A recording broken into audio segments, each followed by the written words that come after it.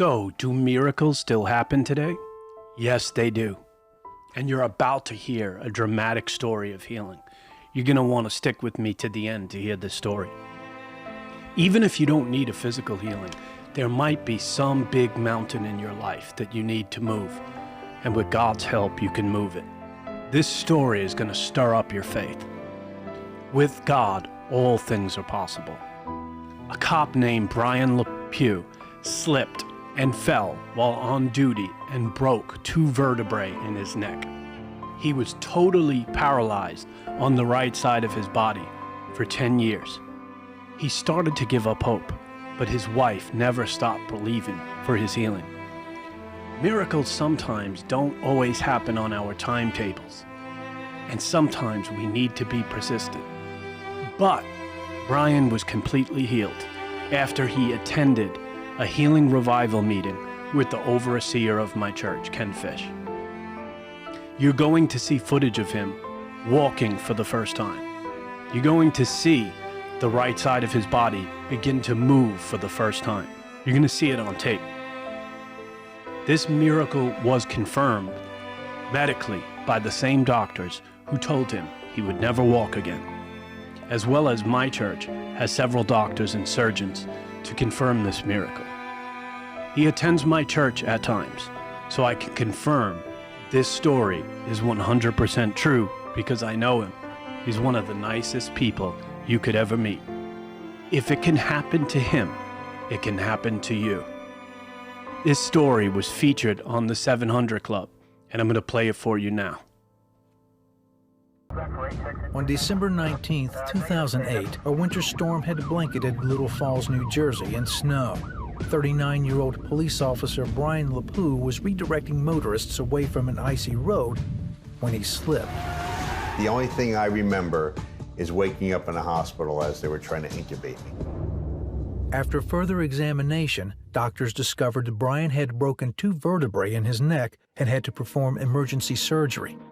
When Bryan woke up, the right side of his body was paralyzed.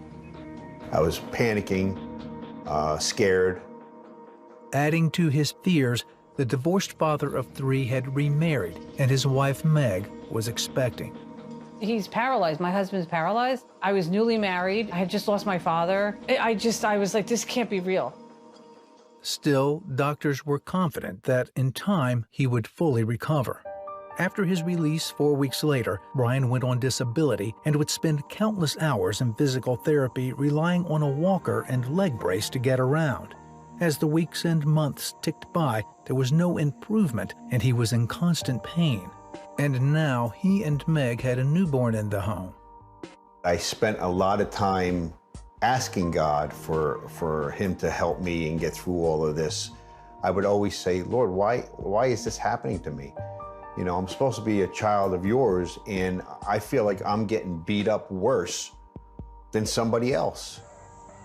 Then, after more than a year of fighting, Bryan began losing function on the left side of his body, and doctors operated on his neck again. Afterwards, not only was Bryan still paralyzed, he had debilitating migraines. Now doctors were saying Bryan would never recover, forcing him into early retirement. If this is what I'm gonna be for the rest of my life, I can't do it. I can't be like this. I can't be in this much pain and not have any relief. I cried out and I said, Lord, you need to do something because I can't take it anymore. In all that time and the years to come, Meg refused to give up hope. She turned to friends, family, and their church for prayer, and even took Bryan to some healing conferences. Bryan, on the other hand, she always believed I was going to get healed, and I didn't always believe that, I'll be honest. For 10 years, Bryan tried to come to terms with his paralysis. One saving grace was that he's left-handed and could at least try to enjoy some of the things he loved, like hunting, fishing, and being with his wife and kids. Even then, he was limited. Then, in August 2019, Meg convinced Bryan to go to yet another healing conference. Right before we left, you know, he would pack his brace, his charger, his crutches, and I told him, you don't even need your crutches. Don't bring your crutches because you're not going to need it. Bryan had been down this road before. The last thing I wanted to do is hear another person talk about healing, and I didn't want to get prayed for again because I've been prayed for hundreds of times before. At the conference, many people were being called forward for prayer. Bryan wasn't one of them. Furious, Meg stormed out of the room. I can't believe it. I can't believe it. Yeah, I was mad at God. While she was out, It felt like somebody grabbed me by the back of my neck and picked me straight up and made me start walking forward. moments later, I came back and he was on the floor. They were praying for him. I see his hand go up, moving. He's smiling, and I'm in amazement and shock. You know, it's happening, right? It's happening. I looked at my hand and I said, well, move. And like I've tried a million times before, it was crunched up and curled over. It started to straighten. And then my fingers would wiggle. And I was like, oh my God.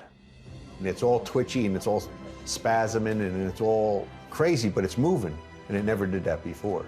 Then he takes his brace off and he starts walking around. He walked around, this is probably at 11 o'clock at night. Walks around the sanctuary a couple times. Then they let go and there's 3 people holding him and then they let go and he walks around by himself. Wow. Come on, Jesus! 6 months later, in a report from Bryan's pain management doctor, Bryan still shows no signs of disability.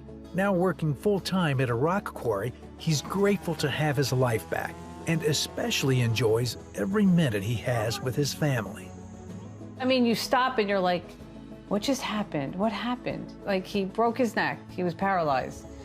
This fight, and then he gets healed. Like, what? Like, again, this is another thing. This just doesn't happen to people like us. I tell everybody, when was the last time you saw a paralyzed guy walk? I never did until it was me. It's still mind-boggling. I can't explain it other than I'm living it. And it happened to me firsthand.